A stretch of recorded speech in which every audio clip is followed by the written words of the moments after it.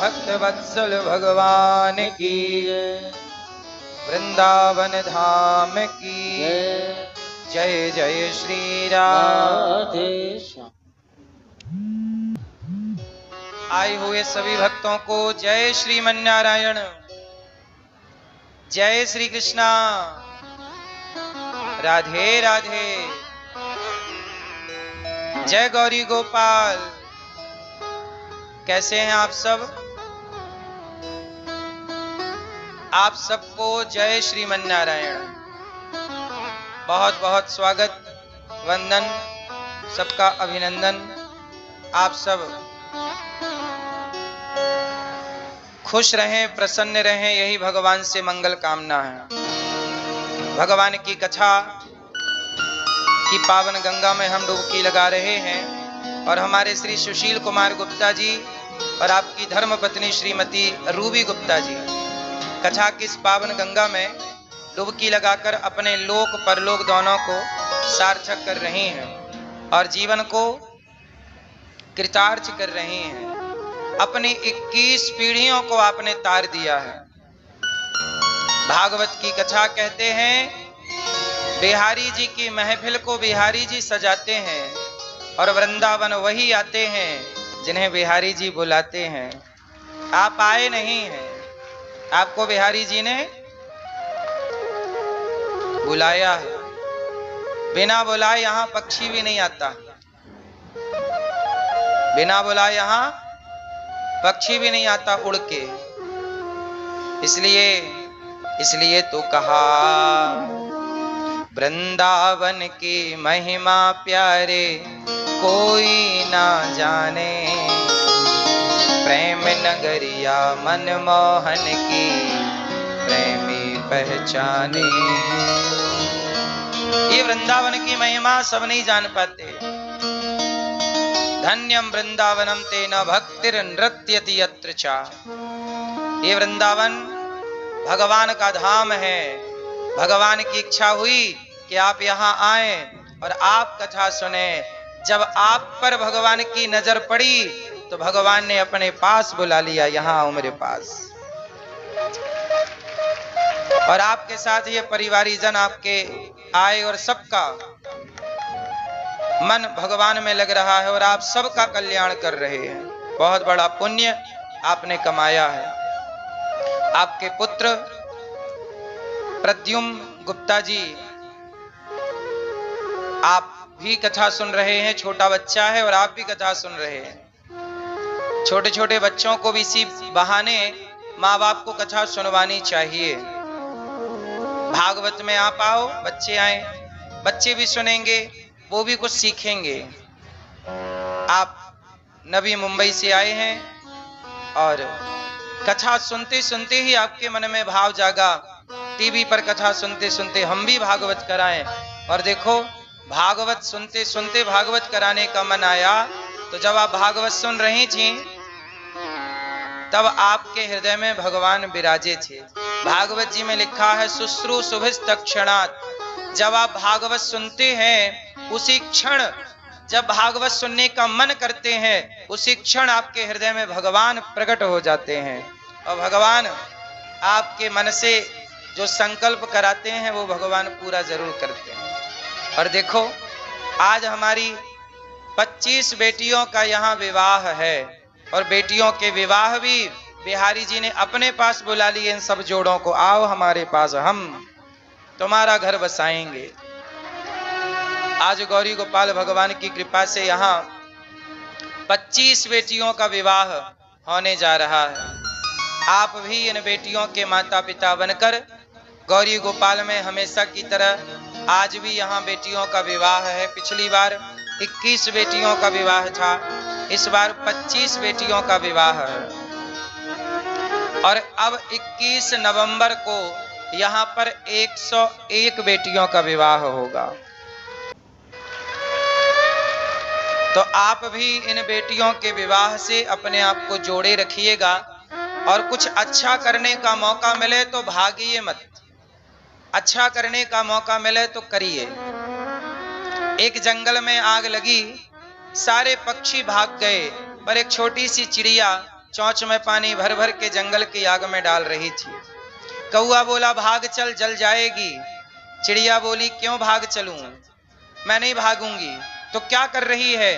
बोले मैं जंगल की आग में पानी डाल रही हूं। कौआ हंसा, क्या कर रही है? पानी डाल रही है, क्यों? चिड़िया बोली मैं जंगल की आग को बुझाना चाहती हूं। कौआ हंसकर बोला पगली, क्या तू जंगल की आग को बुझा पाएगी? तेरी चोंच में इतना पानी है। चिड़िया बोली कौआ बात तो सही है, मेरी चोंच में इतना पानी तो नहीं है कि मैं जंगल की आग बुझा सकूं, लेकिन जब भी इस जंगल का इतिहास लिखा जाएगा तो मेरा नाम भागने वालों में नहीं, बल्कि आग लगाने वालों में नहीं, बल्कि आग बुझाने वालों में लिखा जाएगा।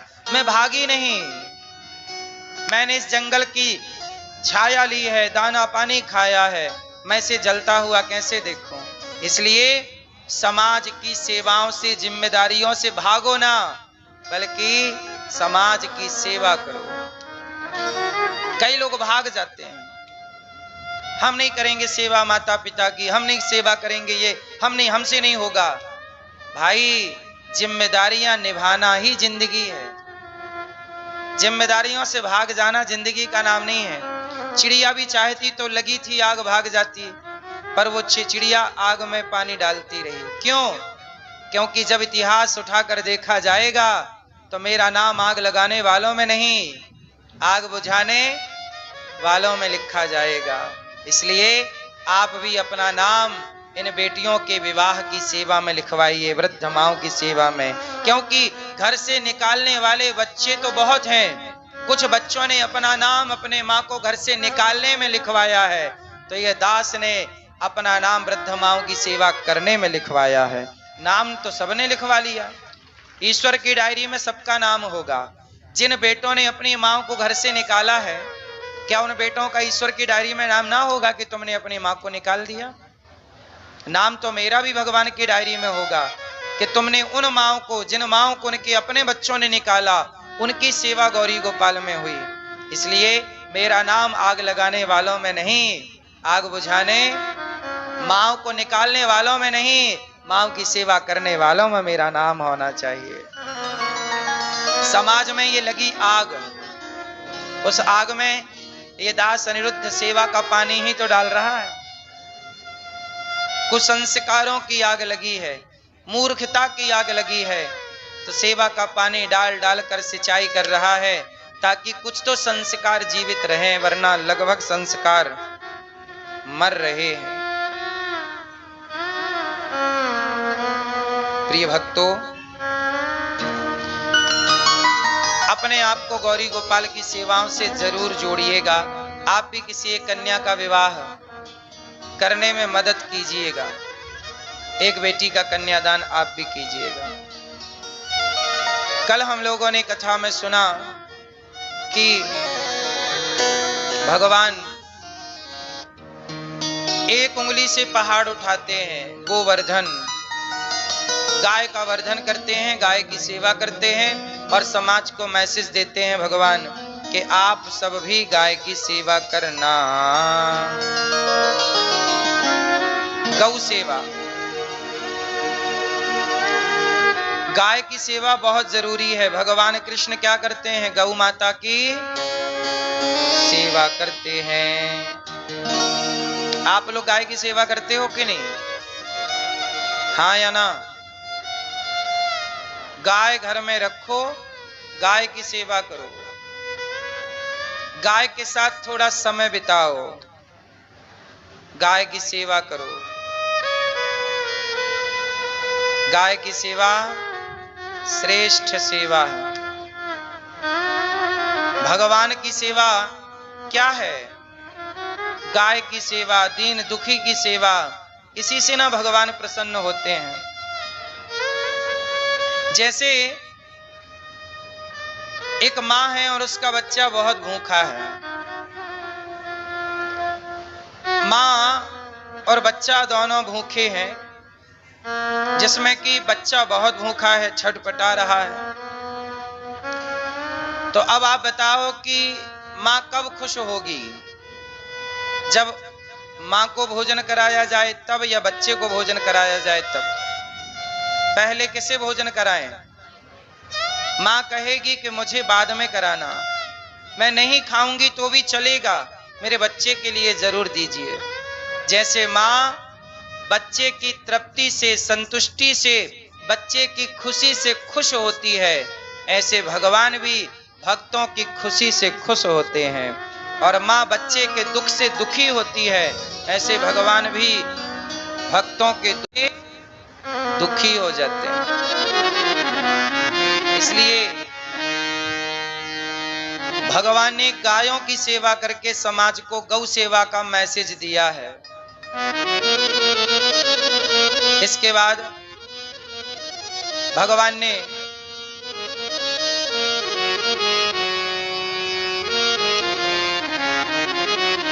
आज यमुना के पुलिन तट पर बांसुरी बजाई और गोपियों को बुलाया। भगवान पिता रात्रि शरदोत्फुल्य मल्लिका वीक्षरन्तुं मनश्चक्रे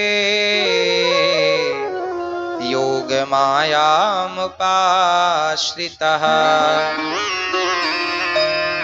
भगवान पिता रात्रि, सारे ब्रजवासियों को भगवान ने पहले तो बैकुंठ का दर्शन कराया और बैकुंठ का दर्शन कराते हुए भगवान ने कहा कि वृंदावन की महिमा बैकुंठ से भी श्रेष्ठ है।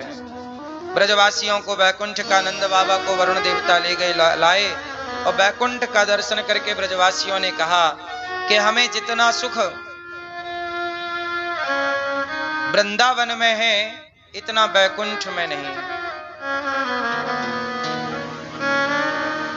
वृंदावन की महिमा प्यारे कोई ना जाने।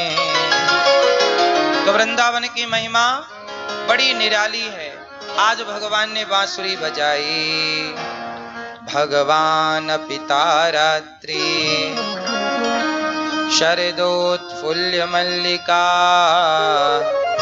वीक्षरन्तुं मनश्चक्रे योग मायामुपाश्रितः। भगवान पिता रात्रि शरदोत्फुल्य मल्लिका। आज भगवान ने यमुना के पुलिन तट पर बांसुरी बजाकर गोपियों को बुलाया।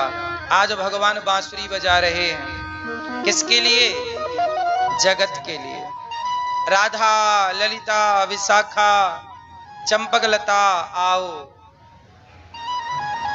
मैया थोड़ा शांत रहो मेरी माँ, सब लोग चुप रहो,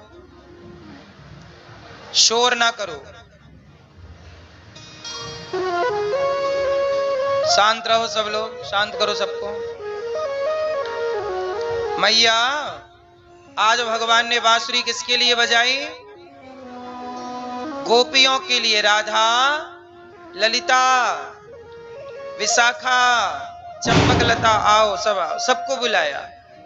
बांसुरी बजी, गजब की बांसुरी बजती है वृंदावन बसैया की। करूं तारीफ मुरली की, अमुरली के बजैया की। जहां चलता ना काम तीर और कमानों से, वहां बातें होती मुरली की तानों से। गजब की बांसुरी बजी, वृंदावन बंसी बजी, मोहे तीनों लोक, सब मोहित हो गए। जब बांसुरी बजी तो शंकर जी दौड़ पड़े। पार्वती जी ने हाथ पकड़ा, प्रभु कहाँ जा रहे हैं? बोले मेरे प्रभु बुला रहे हैं, मैं जा रहा हूँ। प्रभु की उस लीला में सम्मिलित होना चाहता हूँ जिस लीला का हमको युगों युगों से इंतजार रहता है, उस लीला में हम सम्मिलित होने जा रहे हैं। तो पार्वती जी ने कहा कौन सी लीला? तब भगवान शिव ने कहा कि आज प्रभु रास लीला कर रहे हैं, जो कि अनेक युगों में, मतलब बहुत युगों युगों के बाद ये लीला कभी कभी होती है, हर युग में ये लीला नहीं होती। तो शंकर जी दौड़ पड़े। पार्वती जी बोली ऐसे ना जाओ। क्यों? शंकर जी बोले मुझे जाना है। नारद जी दौड़ पड़े। पर ये सबकी समस्या ये थी कि ये सब इस रूप में जा नहीं सकते थे, क्योंकि वहां सिर्फ गोपी भाव की एंट्री थी। भगवान ने जब रास रचाए तो गोपियों को बुलाया, राधा ललिता विशाखा आओ। गोपी मतलब कौन? आप बताओ, गोपी किसे कहते हैं? गोपी किसे कहते हैं? किसे? दादाजी बताओ, गोपी किसे कहते हैं? गोपी किसे कहते हैं? हैं? गोपी का मतलब है गौ मतलब इंद्रियां। गौ मतलब जैसे आपकी इंद्रियां हैं। आपकी कितनी इंद्रियां होती हैं भाई? आपकी कितनी इंद्रियां हैं? आपकी कितनी इंद्रियां हैं?